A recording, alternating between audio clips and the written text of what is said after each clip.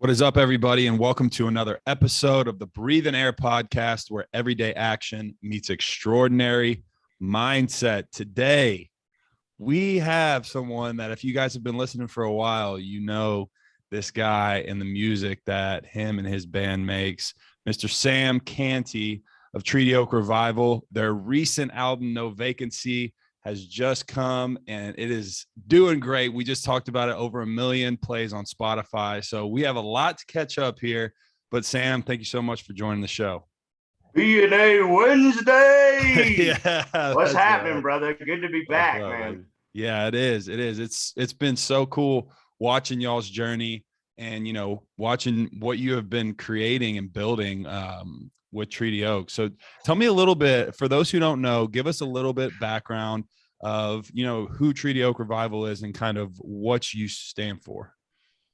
It's just a group of guys who, you know, we just everything happened to work out, and we finally were able to produce a sound that was, you know, I thought different, but also sounded good. And we had all these songs, so people seem to like them when we play them. So we just figured we'd run with it. I mean, I guess what our band stands for is just to make good music and have fun and have a good time and get rowdy and party and play for the party people. You know what I mean? Yeah, absolutely.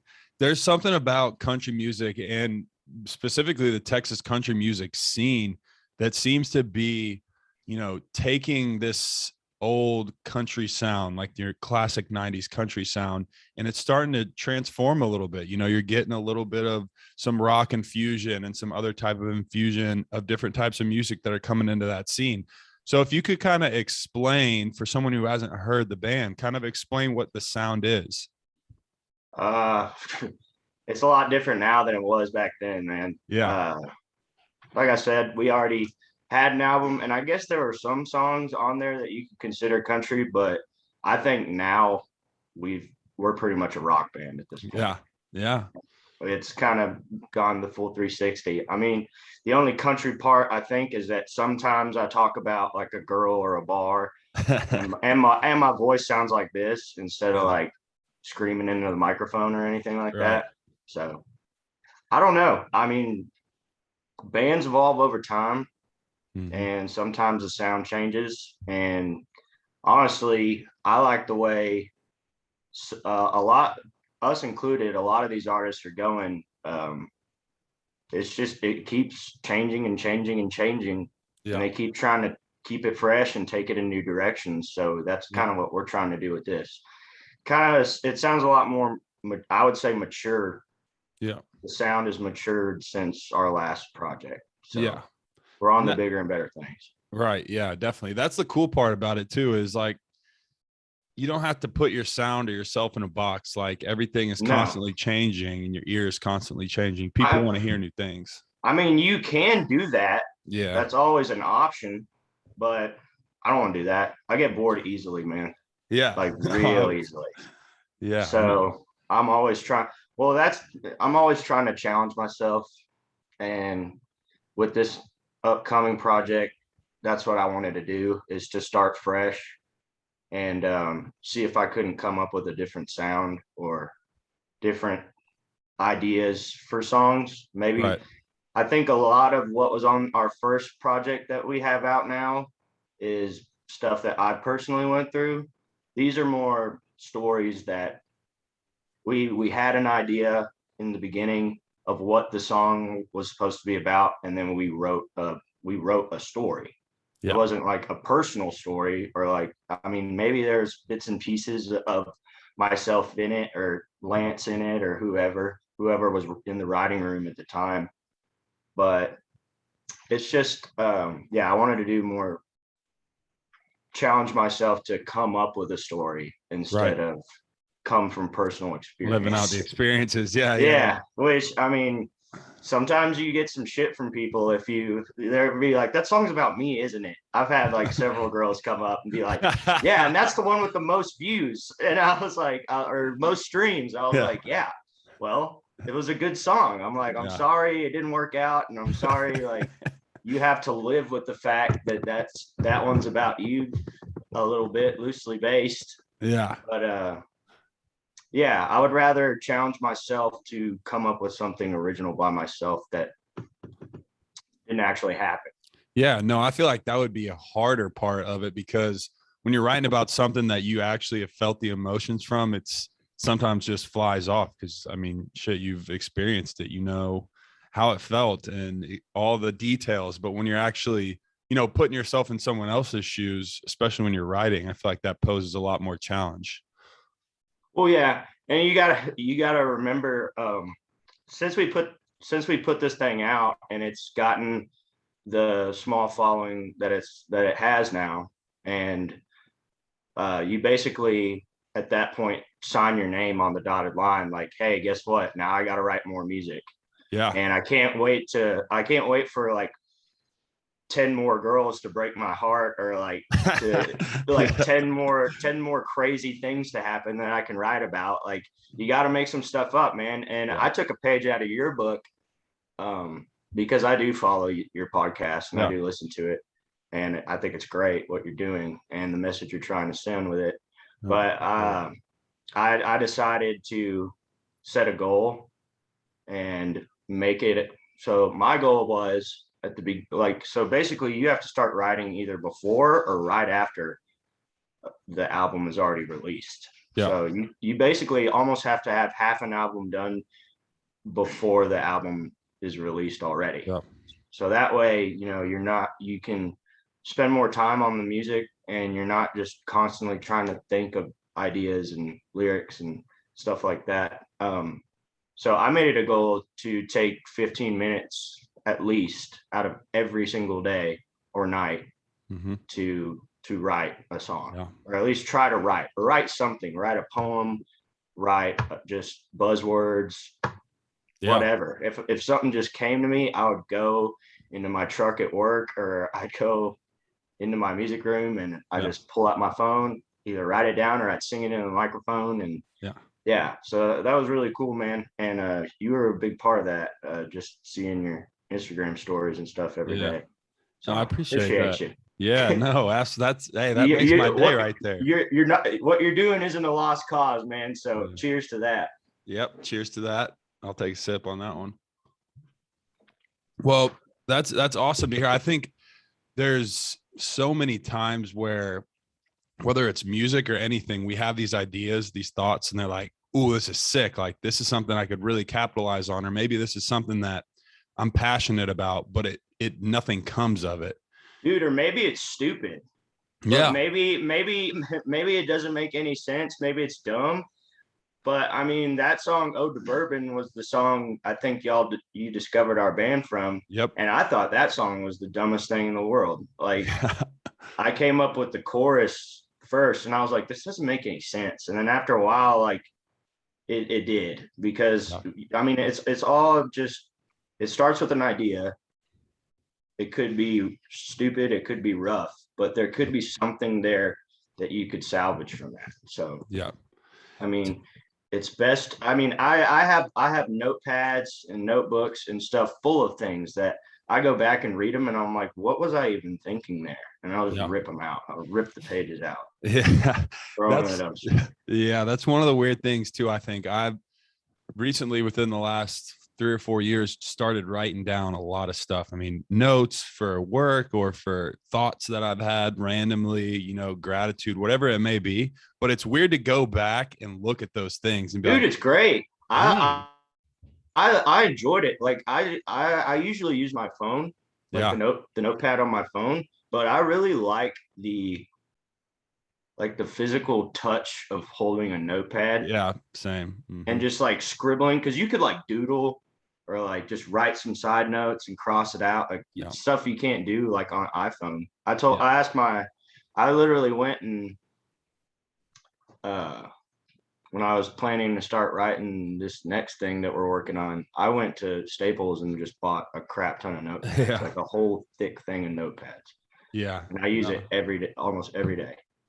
Yeah. And it doesn't have to be, people are like, oh, I don't know what I would write about. Like, it doesn't have to be something super. Dude, make a grocery list, dude. It could be random shit. Random. Even at work, like if you're just trying to like plan your day, it's always good to have a notepad. Yep, So definitely. Take me through a little bit of the creation of No Vacancy. So y'all go check out No Vacancy. It's an incredible album, and they've gotten a lot of traction. Sam's being humble here because, as I said earlier, over 1 million streams on Spotify. They're catching a lot of attention. On Saturday, aren't y'all opening for Aaron Watson? That was last Saturday. That was last Saturday. Okay. Dude, he's a freaking pro, man. Yeah. No, that guy was that's a big name. That was such a cool show because he's so professional, which of course he is. He's been doing it for like 15 years. Yeah. But it was so cool to like see, because since he's been doing it so long, he has so much equipment and so much stuff that goes into his shows. He would have risers at the front of the stage that we got to use actually too, which was cool because we didn't bring risers. So like stuff you can like jump up on, because I like jumping up on stuff and like jamming out. But he even had it's interesting to go open up for these guys because you get to kind of, you know, bullshit with them and see what they have. And you'll be like, what's this guy like? This guy's got an insane setup. Like he had like a wedge monitor that had did it have a set list on it too? Yeah, it had a set list. It showed what capo or what key the song was played in, and then it had like how much time he had left and how much time he elapsed, and a clock. And I was like, I wish I had that, man. That would be super nice. All I have at my feet is a set list, and it's like dark on stage, so I have to like lean down and look at it. Yeah. So it's cool to see what like the professional dudes have, man. So because then you can be like, I may want to, if we make it big and get enough money, I may want to get me one of them. That'd be pretty cool. Yeah. No. So, So we opened for him on Saturday, and that was a cool show. So we had a blast, man. He's a good guy. Yeah, it definitely is good to see. It really makes you feel small being a beginning band too. It humbles you real quick. Like you may think, oh, we're doing great, and then like you look at him like walk out with security out of his bus, and you're just like, I don't have a bus. He came in here in a truck.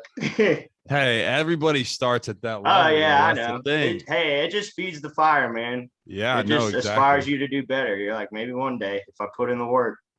Yeah, no, that's exactly right.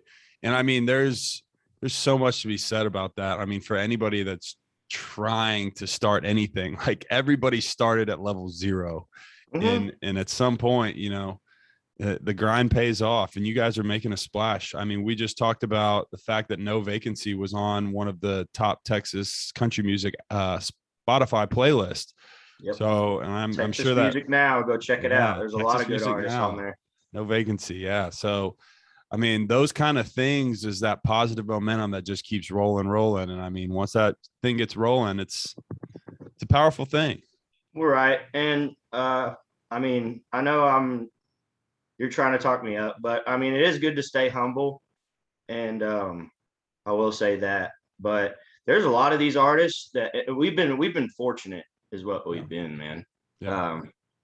I mean, with the amount of streams that we have, and I see some of these other artists, and we may have more than them, but I'm like, this guy's way more talented than me. Yeah. In my opinion. And I'm like, I don't understand what we did, or if I'm sure it was the playlist, man. It had to be like the algorithm or the playlist. I don't know. I don't want to admit that it's our stuff, but I think this next stuff, I will admit it's gonna blow. Okay. So knock on wood, man. Yeah, no, it definitely will. We're speaking it into existence. Y'all heard it here first. Exactly. We're manifesting it, baby. That's right. So tell me a little bit about what makes the new sound different. I mean, that's exciting that you guys are obviously already back in the studio and putting new stuff together. So what kind of separates this new stuff? What's the difference? Just I would say, well, first of all, like I said, the songwriting process is different for me. Yeah. But I'm not really coming into this album, I wasn't really worried about the lyrics, because I think the lyrics will speak for themselves. Yep. But about the instruments, so our buddy. I said I wanted it to sound heavier. I kind of wanted it to be less dancing music and more like honky tonk dancing music and more like just like head bobbing music. You know what I mean? Okay. I like that. And I was also listening to a lot of different music, and I had a lot of different influences on who I wanted to influence how I wrote or how I acted or just the vibe and the feel of the music. Like I was like, I told my guitarist, I said, Jeremiah, I was like, hey, you need to get like, stop using Fender amps and start using Marshall tube amps. And he's like, why? I'm like, because I want this stuff to like sound pretty heavy, like and raw. And so he went and bought this Marshall amp, and it's like special edition. And it's purple Python snakeskin. Oh, And sick. it just looks like something like Jimi Hendrix would play or something like Yeah. that. And then he went and he bought, I don't know if you're an Eddie Van Halen fan, but you know the Franken Stratocaster with the red and the white and black stripes. He went and bought that, and it was crazy. He put like he did everything to make that guitar like a replica, and even to the point where he put car reflectors on the back of the guitar, just like the original one.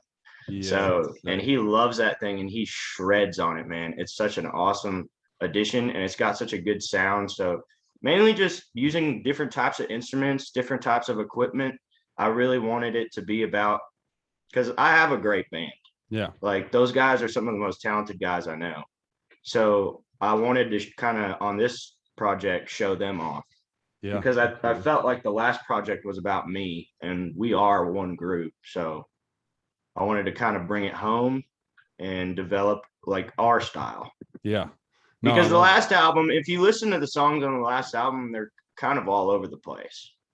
So I kind of wanted to create a sound that sounded similar. So especially like at shows, it helps because you can transition seamlessly right into the next song without having to just switch things up. Yeah. No, absolutely. Also, new project. We were in the studio Sunday, brand new studio, state of the art equipment, soundproof room. Last album, for those who didn't know, it was recorded in a living room, believe it or not. Some guys that soundproofed it. So it's pretty amazing what you can do with computers and mixing and mastering and stuff like that. Yeah. No, that's incredible. Thankfully, it turned out good, but this one I'm expecting to sound even better because we are in a legitimate professional studio, and the new guys we're working with, they're great guys, and I love working with them. So we're really excited to see how this next little thing we're going to put out, which I don't know how it's going to be received, but we shall see. Yeah, it'll be good.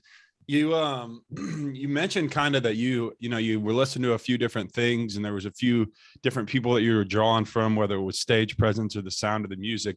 What are some things that you've been listening to lately? Like what's if you're just throwing the shuffle on, you're listening to some stuff. What's been recent on the playlist? This is gonna be random, dude. Good. I've been listening to a lot of Eminem, and especially in particular Slim Shady LP.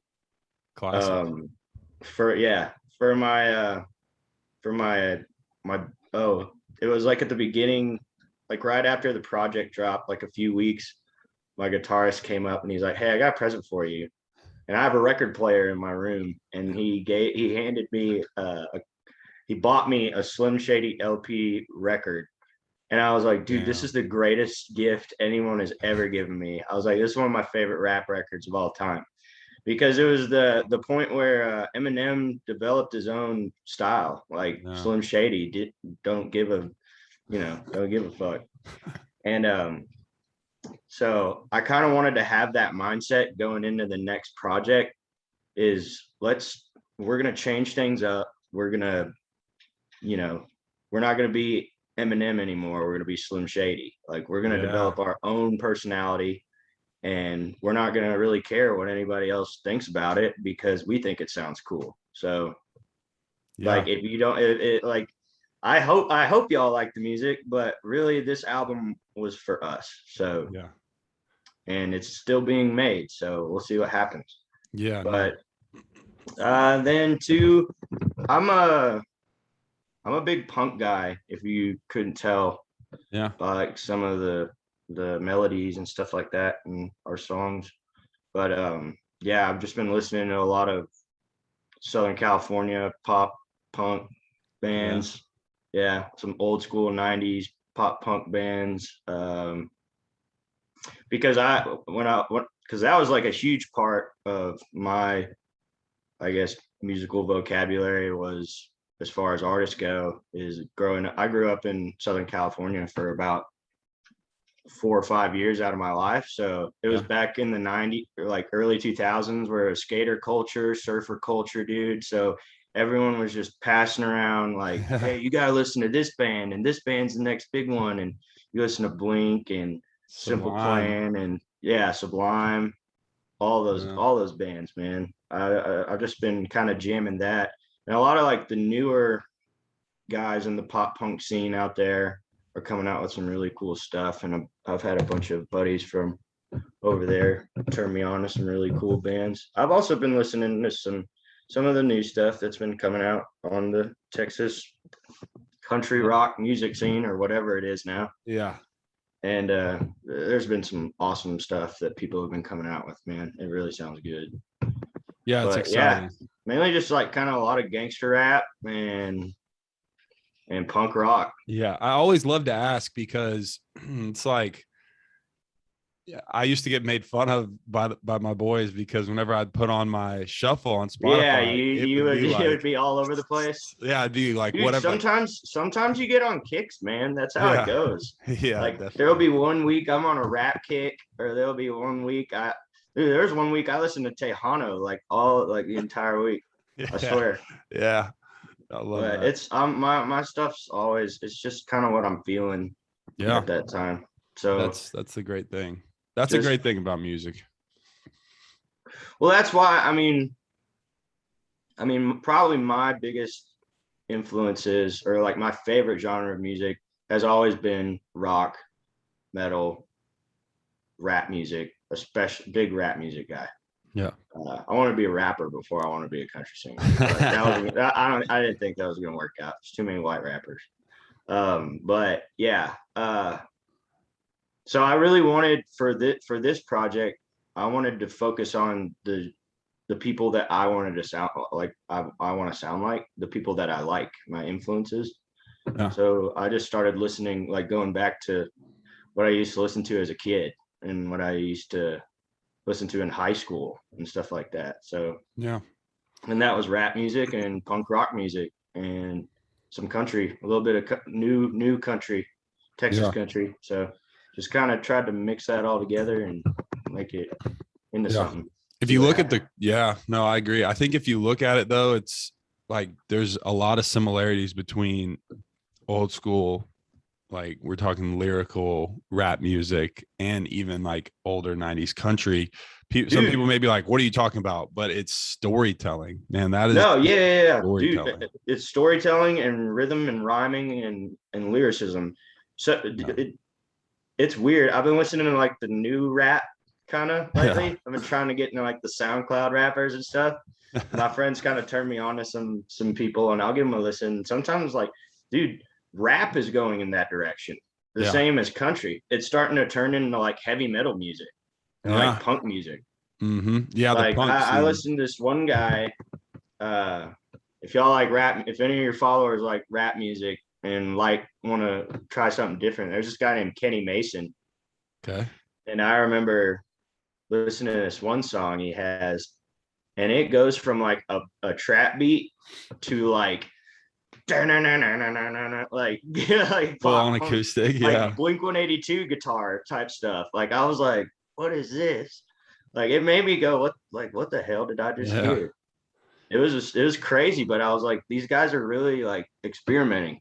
So it's cool to see that though. It's really cool, because how many people are going to say, I only listen to country, or I only listen to it? No. Like that's usually not the case, you know. They're just going to say, I listen to so and so is what they're going to say. I'm so interested to see where music goes in 20 years. like where it will be. I do like where it's going now, because I think you have a lot of these subcultures now too with, you know, and you know, you obviously have the pop side of things, which I've never been a huge fan of, but then you're having a lot of these subcultures that are coming out. Like you said, the rappers who are taking like a punk rock and throwing a little bit of like guitar in there with their sound. And then, you know, you have that, it's not traditional country music. It's really evolving into something more with that alternative rock feel. So I like that some of these music types. You know who Machine Gun Kelly is, right? Yeah. Did you listen to his album? Yeah, it's like punk rock. Yeah, it's just a punk rock album with Travis Barker. Yeah, which is crazy. But he found that lane too, and it fits. It fits him. It's like perfect. That. Yeah. He's dating Megan Fox, and yeah, man, what a guy. That Megan Fox was definitely Megan Fox in Transformers when she was fixing the car. Mm-hmm. I was like the crush of my life, like that was the love of my life. I was like, wow, this girl. Have you seen her thumbs? No. Have you seen Megan Fox's thumbs? She has like a condition. If you ever get the chance, look it up, because she has toe thumbs. They look like big toes. What? It's like the only flaw that she has, man. No way. She even had them during Transformers. She was turning that wrench, man. She had weird looking thumbs. I swear to God, dude. Oh my God. That is hella funny. Wow. But yeah, man. Toe thumbs. For a guy like Machine Gun Kelly, who is a great rapper. I mean, he's super talented. Yeah. For him to go to punk rock and just succeed the way he did in it, I was like, dude, you should have done this from the jump. But honestly, you're good at both. So yeah, he found. It'll be interesting to see what he does now, because he has. I think he's elevated himself even more with a fan base by going into that punk rock. So I wonder if he'll phase out or if he'll stay in that lane. It'll be interesting to see there. I don't know. Speaking of changing things up, the last podcast I meant to talk to you about your football days. No. What about them? So did you play D1?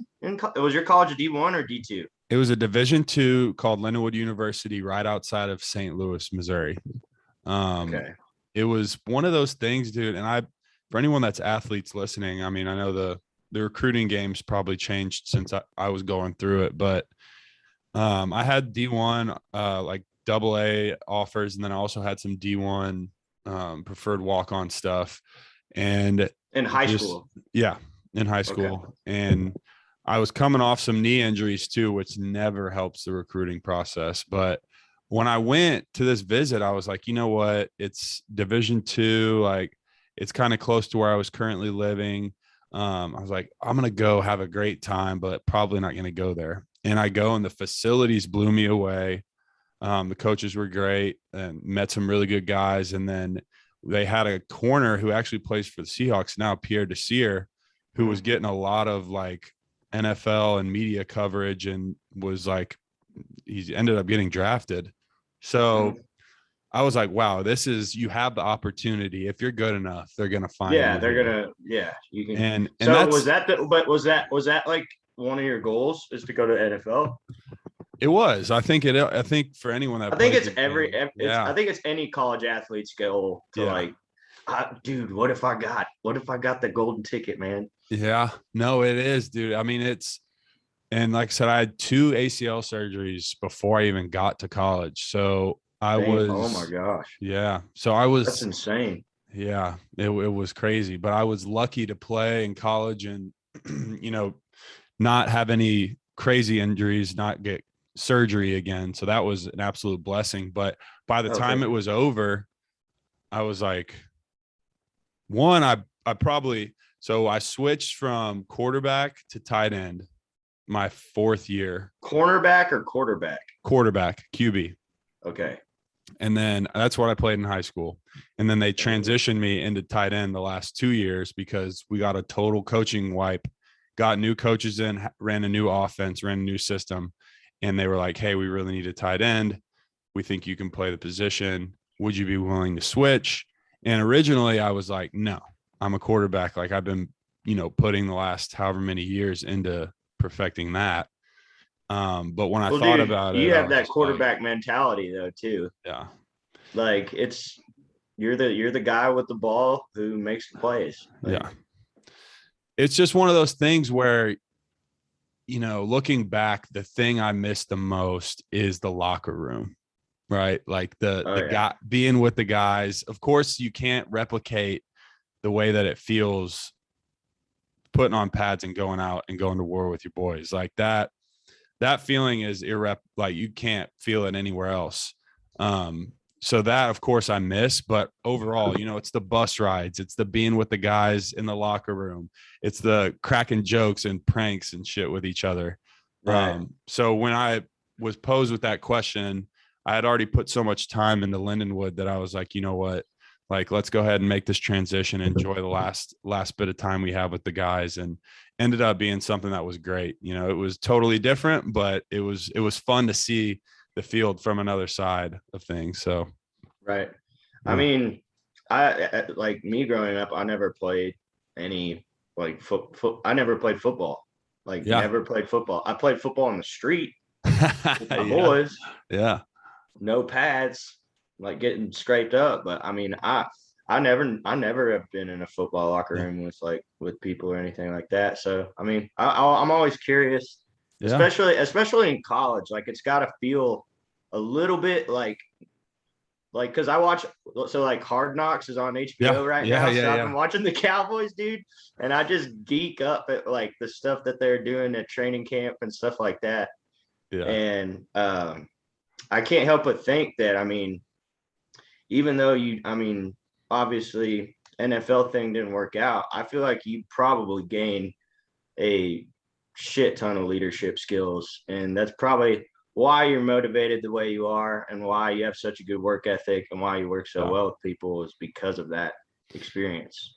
Yeah. There's So one thing.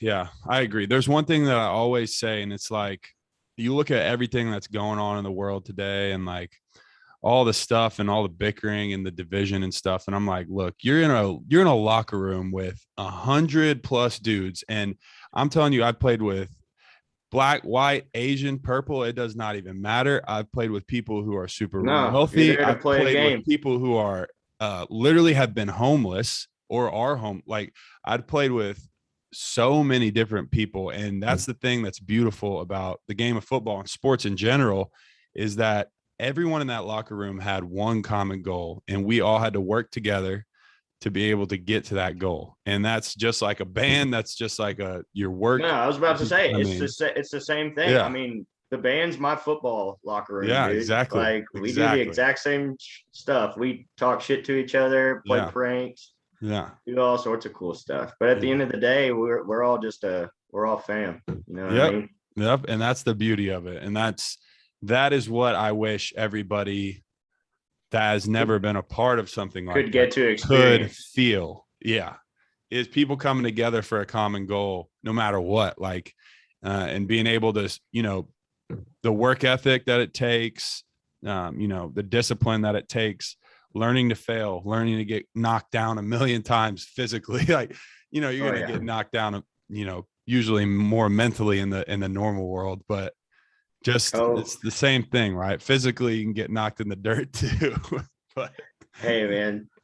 Since we talked to you last, we've gotten the chance to go on the road and go. I mean, we've been as far as Tyler, Texas. I know if there's any important popular bands listening right now, the farthest we've got is Tyler, Texas. So, but that was a big deal for us because it's a 9-hour drive from West Texas. We're just some West Texas boys. We haven't seen trees like that, and unless we go to another state yeah, or something. So, but man, we've had our share of shows where they've just been awful. Like there'll be no one there. That's the worst part about it, is when there's no one there, is the silence. yeah, Because you play a show and you expect, like Aaron Watson went great because there were a ton of people there. yeah, So, and we play the show that we play, and of course we're gonna get applause. some applause. Like Yeah. some applause is better than no applause, but there have been places where we'll get done with it playing a song and it'll just be dead silent.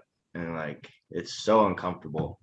Yeah. So I mean, there's been events where we've had to play private event. We played one private event like on the sand. You're not supposed to like put equipment. I mean, Yeah. we have 10,000, like over $10,000 worth of equipment, and we're putting it on sand, like beach sand. Like I'm not even talking coarse sand. Like I'm talking this shit gets on you, man. Yeah. Like a gust blows and it's going into the speaker and it may ruin it or something like that. But Yeah. well, we've seen some crazy stuff and done some crazy stuff since the last time we talked on the road and at Yeah. other gigs. Yeah. And that's part of it. I can't speak to as much of the grind of being on the road. I can imagine it beats you down after a while, but I mean, that's the thing. It's like, I remember going and seeing Cody Johnson, probably 10 years ago now, in a bar with 100 people. And, he was just coming down after the show and saying what's up to everybody and hanging out. And, now watching, doing 60,000 a couple years back at the Houston. Yeah, he's playing Rodeo. like arenas and stuff like that. It's just crazy to see that like transformation. And it's just a belief in something bigger than yourself, I think, for anything, because if you do stuff just solely for yourself, you're probably going to fail yourself a lot. You got to have something that is bigger than you, that you're going to, fight through the tough days, get up when you get knocked down, whether it's doing it for your family or for the band or whatever else it is. I think anything in life that you actually really got to push through and do, like, it has to be bigger than you. That's one thing I've been thinking about. No, 100% agree with that. I Yeah. mean, I wake up every day and find myself 2 or 3 times being like, why am I even doing anything? Yeah. Like, why am I even at, because I still do work a day job. I mean, hopefully, one day stuff works out for either one, but I'm hoping it's the music one because it's the one I like the most. But Yeah. I find myself every day asking that question, like, what am I doing here? Like, is this even worth it? Yeah. But you just gotta keep telling you, like, it's not about you. It's about other people that are counting on you to do the best job you can, I think, in my opinion.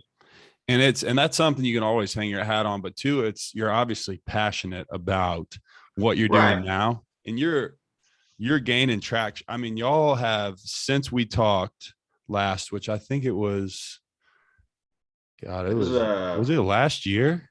Yeah, it was last year. It was last year, wasn't it? That was during the pandemic. Yeah, like so the beginning of it. Almost a year ago, probably, huh? Yeah, that's been a long time. In a year, yeah. So I mean, from then until now, I mean, look how far you've come already with the album. Oh yeah, 100%. Almost on 2.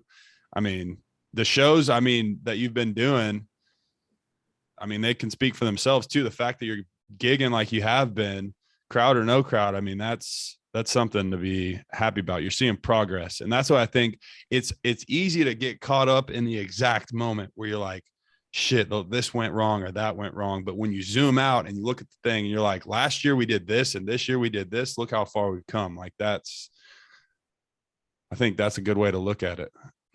Well, especially with us being where we're at the point we're at, we've been, like I said, we've been really fortunate. I'll be humble, but we've also been very lucky.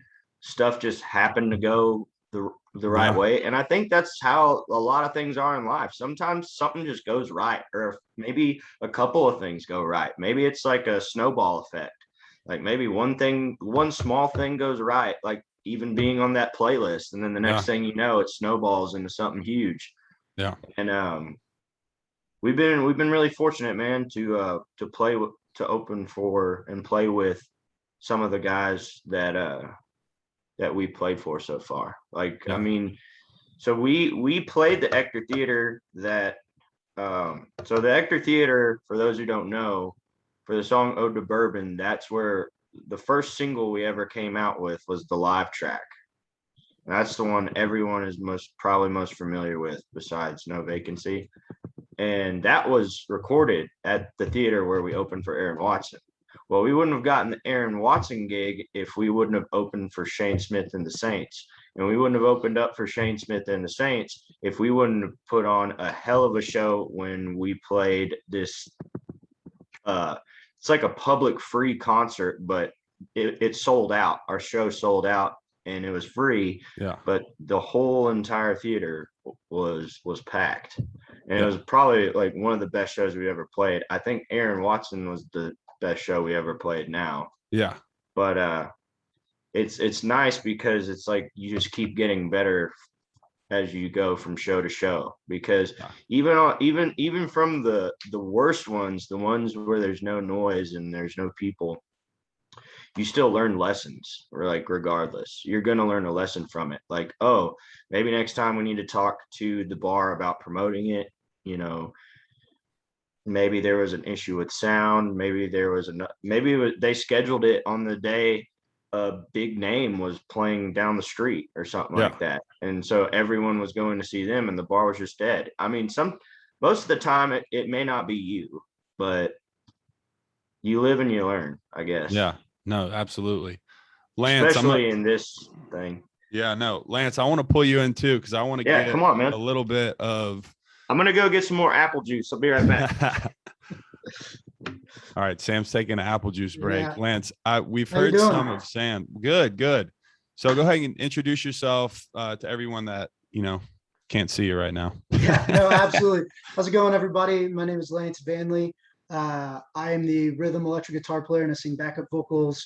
Help Sam write some of the songs, and then I am who kind of puts all the music together for all the songs that you hear on the album. Sam and I, for everything that goes in, it's kind of, mostly a joint effort where he's got a song. He's like, I think I got something here, and he may have kind of a couple chords or he may not. And we kind of get together, start writing and start figuring out, what do we want this to sound like? And luckily he and I work very well, where he might have said before, or he's definitely said, he'll give me, you should play it like a bop ba doodly dee bee doo bop thing, and it's like instantly it's just like transmits waves to my brain. I'm like, oh, like this. He's like, yeah. He's like, he's like, I can't play it, but I know like the sound that I'm looking for. Yeah. And so that's been, super amazing in this process of, being a part of this band, from the beginning. Is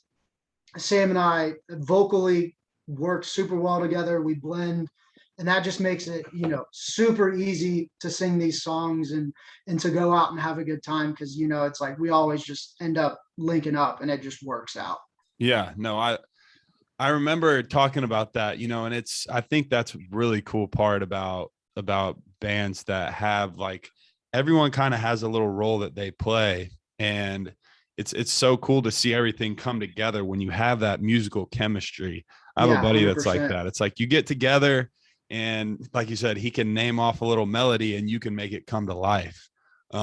So that's a really cool thing. I want to hear your thoughts specifically on, the journey that you guys have been on recently, and kind of, where you see yourself going here within the next, with this new album and in the next coming years. Yeah, absolutely. I mean, so recently, it's like you said, or like Sam said, things have been, picking up, been getting out on the road, playing shows.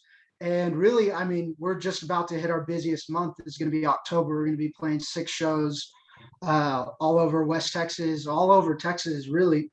Yeah, we got one in Angleton. Yeah, in September 10th, we're going to be down in Angleton, Texas, South Houston. And then, we've been really fortunate with a lot of the things that have happened lately, of just, getting to play these places, getting to play the Ector, and getting to play in front of these, these big acts. There's a ton that we even talked about just Monday. We were talking about just, what are those little things that we can do to elevate the experience of, seeing a live band play? It's like, you can think back to any of the concerts that you consider, oh, that was one of the best concerts I've been to in my life, or that concert was so much fun, that band was so much fun. There was, something they did on stage. It's like, they throw out, like I've seen Austin Meade throw out these huge blow up dolls into the crowd and beach balls, and like they do all this crazy stuff. I mean, I've seen Co Wetzel live, and he's kind of his own animal when it comes to stage presence. Yes, he is. He just downs a bottle of Jack and busts it on the stage, and you're like, whoa, my gosh, this is the craziest thing I've seen. Yeah. And it's like it. We're probably not going to go that far, but it's just thinking. Let's just say this: the last time I saw him in concert, he destroyed his drummer's drum set. But I guess when you're sponsored by like musical companies, it doesn't really matter what you break. So we're maybe that's a goal to set. Yeah, maybe so we can break our drummer's drum set at the end of each tour. To do that. But it's this continual like stage of, like you talked about, and kind of what this podcast is about is, what are those little things you can do to build yourself up and to make what you're doing better and to build yourself into a better person, or in our case, build ourselves into a better band in the live performance. Because I mean, you can listen to our songs or anyone else's songs all day long, but it's that live experience that kind of really pulls out who that band is, who that artist is. And like, it really is, it's an emotional thing when you go to concerts and these, different things happen, or it's that song that has all these memories attached with it that you get to go and see live. And maybe it's with that person that you have those memories with. And, it's like, you get to experience that live, and that just brings a whole nother elevation to the song. Because then every time you hear it again on your Spotify or on Apple Music, whatever, you instantly get teleported back. And that's something that we want to be able to do with the songs that we already have out, the songs that we'll be releasing in the future, is that, you can place those experiences and those memories to that song. And hopefully they're all good memories. I'm sure sometimes there'll be some sad memories to a song. I know I've got those in my back pocket as well. Yeah. But we just want to continue to grow and keep working as hard as possible. Yeah, there is definitely, I love what you said there, because you think back, like you could really love a song or an artist when it's recorded and you're like, you connect with it, you vibe with it instantly. But then once you get in person and see a live performance, it really solidifies everything. And then every time after that, it's like you have way more of an actual bond with the artist, with the song, because you've been there in person, you've seen it, you've heard it. 100%. Yeah. Love that. 100%. Sam, Lance was telling us a little bit about your, chemistry that you guys have when it comes to songwriting or even just creating. Can you speak on that a little bit, kind of how you guys bounce off of each other? Well, so it's like he said, I come up with an idea, or I'll already have a song written for the most part. And most of the time it starts off with lyrics, but if we're trying to write spontaneous stuff, like what we've been doing now, we mainly sit in this room that we're sitting in right now, and I'll either tell him, I say, okay, so I got this riff, or I got this part, or he'll just start playing something.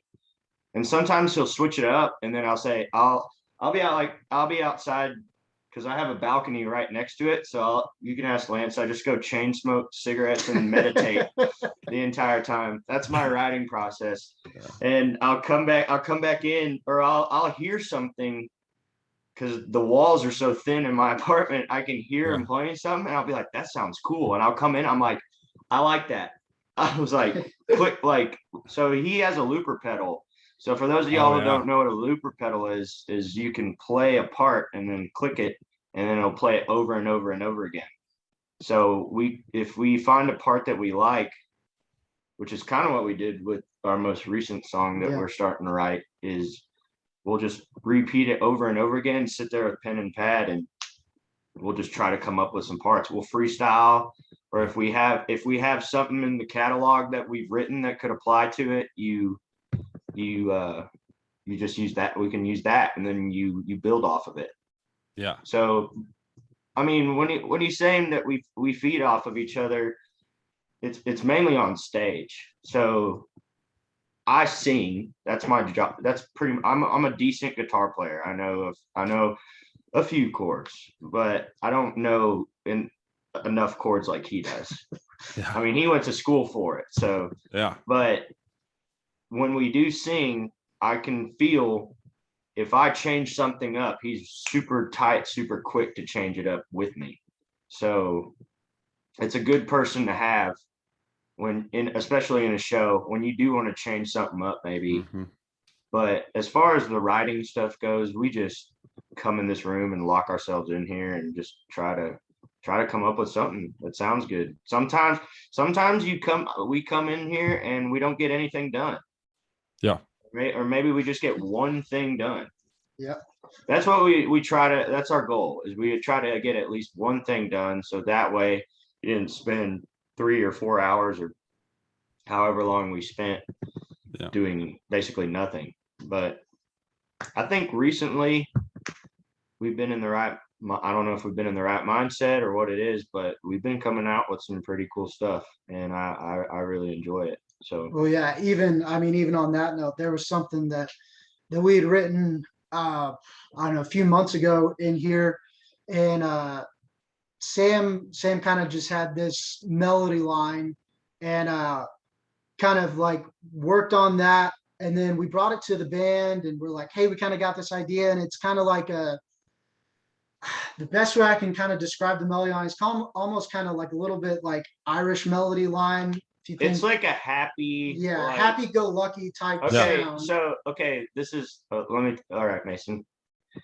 Here is another influence that I had. I downloaded the movie. Have you heard of the movie or the documentary Talahena Sky?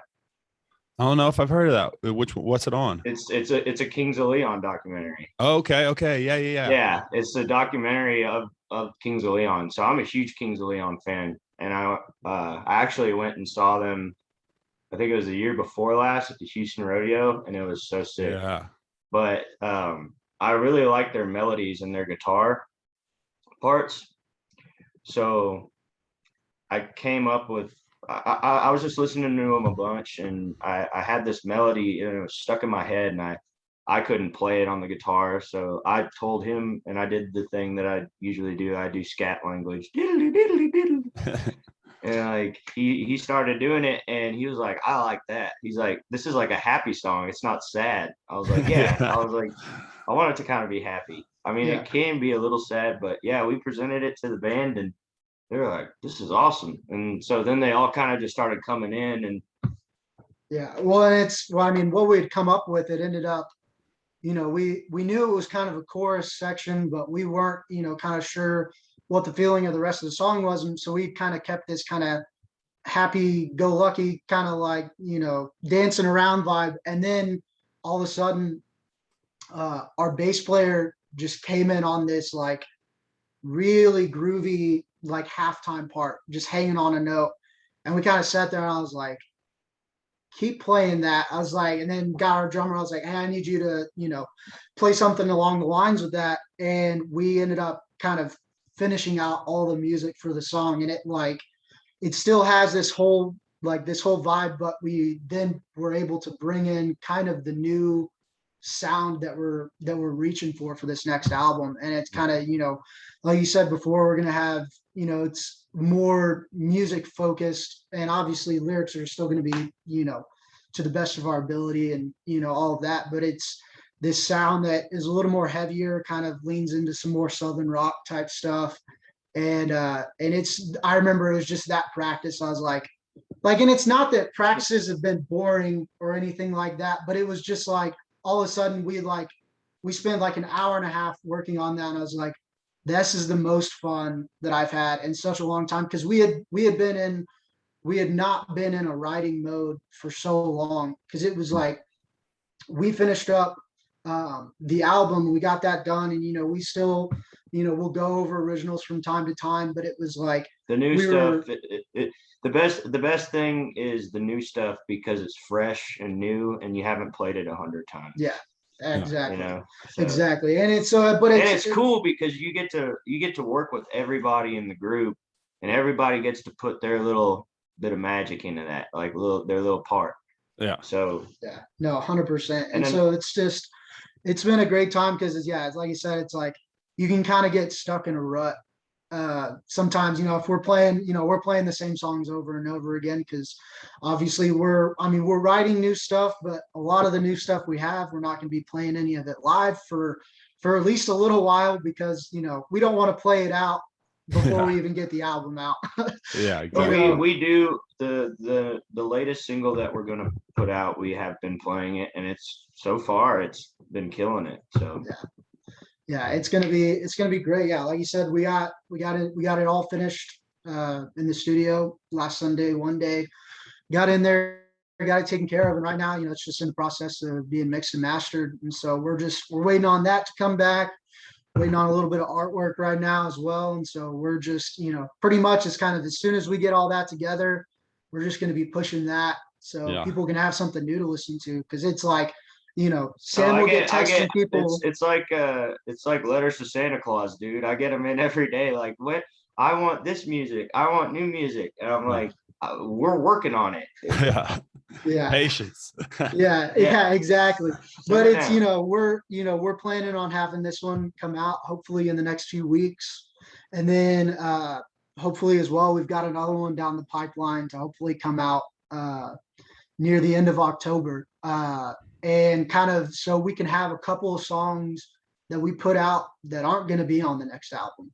Yeah. So they're just standalone. So it's not like, it's like, here's 2 singles 6 months before the album comes out, and then you're just going to get the same exact songs on the album. It was like, no, we want to give something new and fresh that kind of turns people's ear to what this kind of sound like, what we're going to start sounding like in the future. And it's not like it's not as drastic of a change as Machine Gun Kelly going from rap to pop. It's not anything like that. I'm sure if you enjoyed our music, that you're probably still going to enjoy, what's coming down the pipeline. But it is just that thing like y'all spoke about, just growth and, kind of continuing to evolve our sound. Yeah. And it's what we enjoy.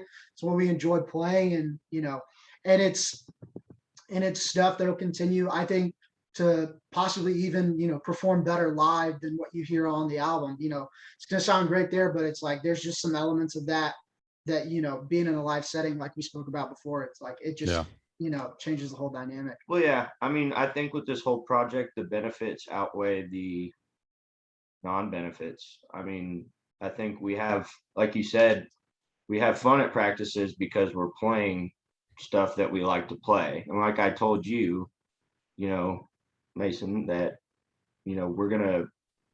I wanted this album to be about the band. I didn't want it to be about anybody else. Yeah. So if they're happy playing it and they enjoy the parts and they enjoy the music, then I'm happy. So, I mean, and we're just going to keep going that way. I think I'm more excited about the next single than the single we're putting out because the next single we're putting out was the first song I ever wrote, which is kind of cool. It's kind of weird for me though, because it may be a good song, but I was like, this is when I was at like Bush League, I was in Pee Wee music songwriting. And then, but this next one is one of those spontaneous ones that I wrote. And it was one of those things where, so to do the new songs, it's I start doing this thing where because I tell you I try to write 15 minutes a day. Mm-hmm. I have like a word generator in my phone, and I'll just like basically spin the wheel, and whatever word it lands on, I'll say, okay, write about that, or like make that a song. So I'm kind of like training myself a little bit. I like that. Yeah, it's pretty cool. Yeah. Well, everybody that's listening, go check out Treaty Oak Revival. You guys know where to find them, all the streaming sites. Go see them when they're in Texas. We got a high following that listens to the show from Texas. So I'm sure there's going to be some people that, dude, I'm so yeah, I hope to see him out. I'm so proud of you, man. Like I've been listening to the podcast. I listen to the Upchurch one. I've mainly been listening to the music ones and stuff. Yeah, but they are so dope, man. And I'm really proud of you. And dude, cheers to the move to Nashville, man. Yeah, cheers to that for sure. Congrats. I got It really has been cool having bands on and like mixing, you know, something that's my passion as well with music and you know, something that I think speaks to everybody in a lot of different ways. It's one of those 100%. universal languages, man. Like Yeah. it's an amazing thing. So it's been really cool to be able to see the Not- progression. It really has. Yeah. Not to mention there are artists that you like. Yeah, no, absolutely. I mean, seriously, Pecos too. Pecos and the Rooftops. They came yeah, out with a dude. banger album shortly after they came on the podcast, and they've been killing it. Austin absolutely. Upchurch, great dude, great Love music. him, man. Yeah. So I mean, yeah, it's been awesome to be able to see that. I do have one more question for you guys though. So 5 years from now, where is Treaty Oak Revival? Dude, hopefully quitting our jobs and touring. Yeah. Yeah. I need I mean, we're hoping to be on the road. We've got people, you know, from Alabama, from Georgia, from South Carolina, from Colorado. Got a guy from Arkansas. Yeah. I got people from we got, Tennessee, you know, we got people, you know, Illinois. asking, Nashville, you know, baby. When are you coming up? When are y'all coming Yeah, out? that's here? what I'm saying. So, if we have a show in Nashville, if we have a show near Tennessee, we need to do another pod. Yeah. A live pod. A live would be sick. Live would be sick. I was just thinking, like, man, Nashville. We got to get y'all to Nashville.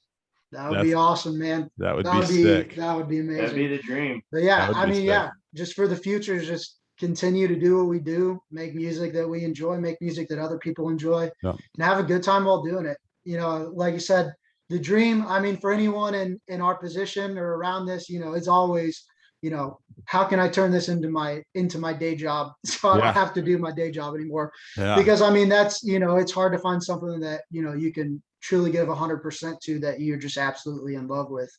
And, you know, if we can just continue down this road and hopefully continue to grow, then, you know, hopefully within soon we'll be out in a city near you. Yeah, there you go. Yeah, I think if the trajectory keeps going the way it's going, in 5 years, I think you'd be surprised where we're at. No, I believe it. Momentum is a crazy thing, man. It really is. You guys are on the right track. When I saw, it's great. Especially when it's like ramped up the way it's had in just like the few years we've been doing it is crazy. Like I said, I mean, we haven't talked in a year and there's been so much that's happened. Yep. So 5 years from now, we're going to be setting goals, man. Don't worry. I love it. I love to hear it because you guys are great at what you do and the music speaks to a lot of people. So keep at it. It's awesome to see. We'll keep hammering, brother. Yeah. Yes, sir. Thank you guys for tuning in to another episode of the Breathe and Air podcast. Y'all go check out Treaty Oak Revival, give them a follow and listen, stream the new album. It's badass. And if you're in Texas or anywhere where they're playing, go check them out. Tell them you heard them on the podcast also. I'm sure they'll get a kick out of that. Absolutely. All right, buddy. Take care. Peace.